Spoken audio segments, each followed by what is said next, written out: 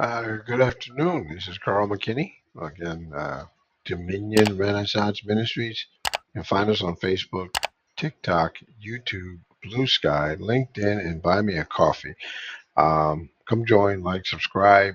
This is a departure from the usual videos. However, I remember back when I was a kid, child, um, church leaders were active in, I don't want to say politics, but I want to say current affairs. You know, the civil rights movement, and it was led by church leaders. It was a God inspired movement. It was led with love. There was some violence, but most of that violence came from the oppressor, not the oppressee. There was some from the oppressee. That was an emotional response to hundreds and hundreds of years of hate and racism being heaped upon us. And I am not for that at all. The only thing that can remove darkness is light. But I want to say the scandal is the status quo. It's all over the press. I mean, look on the internet again. The headlines, the hashtags, the hearings. The Trump administration is deporting people of color without due process. Civil rights and voting rights are being stripped bare. The Constitution once was held up as sacred, is being ignored, twisted. I've even read recently that they said the Constitution was just for white people. It's been used as a camouflage instead of a compass. Hate and hate groups are no longer whispering in the darkness or whispering in back rooms or hiding in the woods. They're marching on the street. They're posting on timelines. They're sitting in boardrooms and they're walking the halls of power. But let me ask you something. Is any of this really new? No. Because when I look at America today, I don't see a break from the past. I see a continuation. I see a status quo revealing itself, raw, unfiltered, unapologetic. I mean, wasn't this country founded on displacement, on deportation, on kidnapping, on the forced removal of native people from their land?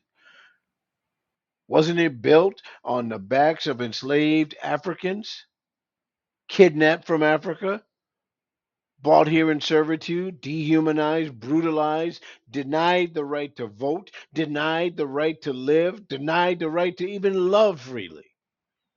Didn't Jim Crow follow emancipation like a shadow, snatching back every inch of freedom with things like poll taxes, literacy taxes, lynch mobs, and property redlining in real estate, even banking decisions?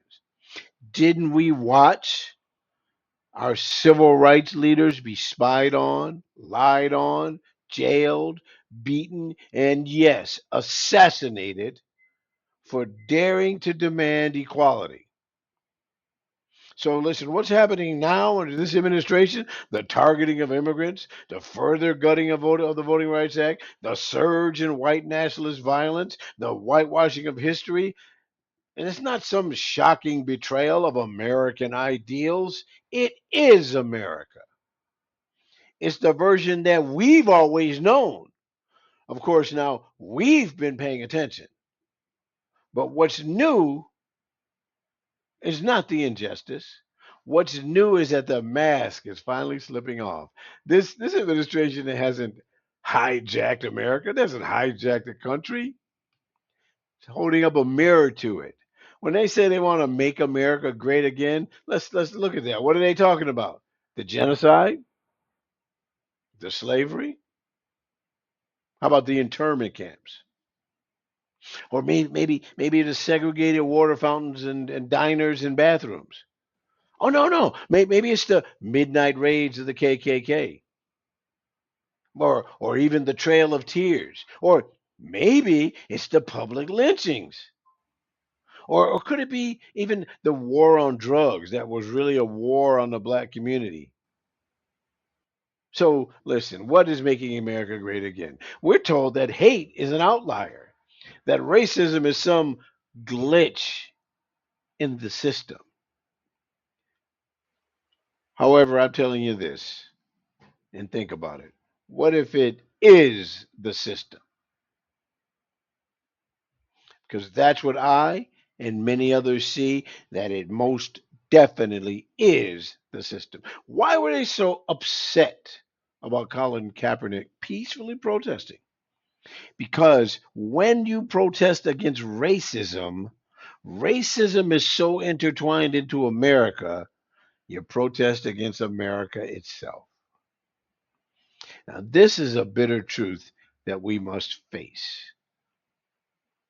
The real glitch is us, the ones who keep resisting it, the ones who keep saying this is not who we are. When history keeps shouting back, well, yes, it is. Another bitter truth is this: America has never, ever fully dealt with the horror of its own foundations. They patch it up with amendments and holidays and postcards and postage stamps. They silence it with slogans and platitudes, but it is never confronted. We don't teach our children the whole story. They don't learn that Christopher Columbus was an abusive, brutal slaver. We don't fund truth commissions. This country doesn't make reparations. Wait. Let me take that back. America did give some people reparations.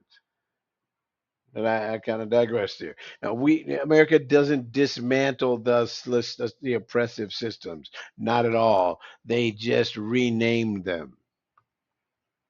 And that's why we keep arriving at the same place. Different decade, same oppression.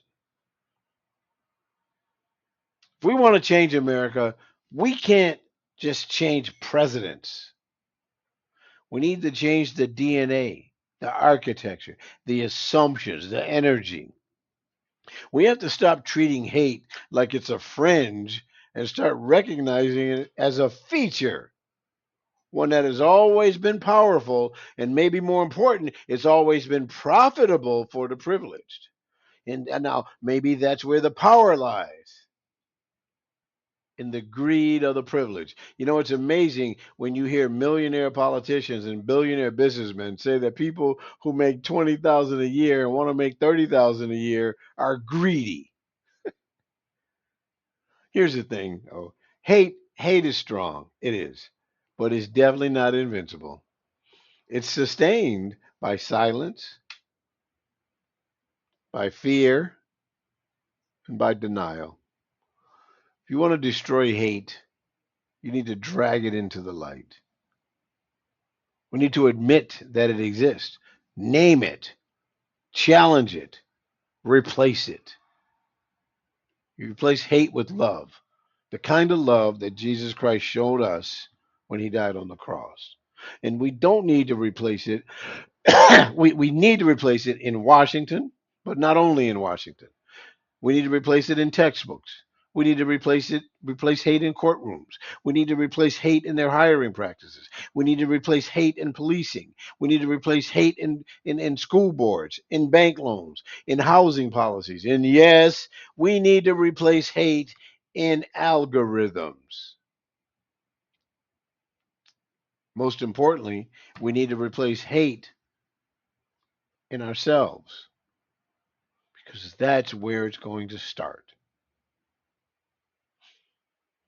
We got to peel back the layers of hate, not just the obvious acts of violence or the polite racism or the silent complicity or the passive acceptance, because beneath that hate, buried beneath centuries of fear and outright lies, is something real powerful, something very powerful, something dangerous to every system that profits from division. That's something that's buried beneath all of that is love. Peel back the hate and let's find the love. Let's find the common ground. And not some soft Hallmark card kind of love. I'm talking about fierce, powerful, Radical love, the kind of love that led a man to give his life on the cross for us. The kind of love that builds coalitions, the kind of love that tears down walls, the kind that shows up to vote, the kind that shows up to protest, the kind that shows up to protect, the kind of love that says your freedom is tied to mine. That's what this moment demands. We don't need more apologies. We don't need more commissions. We need a real reconstruction, a bold reimagining of what America could be if it ever truly lived up to its promises. So let's start now, not tomorrow, not after the next election. Let's start now. Let's stop being shocked by racism. It's here, it's been here, and start ending it. Let's stop waiting for justice and start delivering, dare I say, pursuing justice. Let's stop pretending that equality is inevitable and start fighting like hell to make it real. Let's go a step farther than equality and let's talk about finding equity.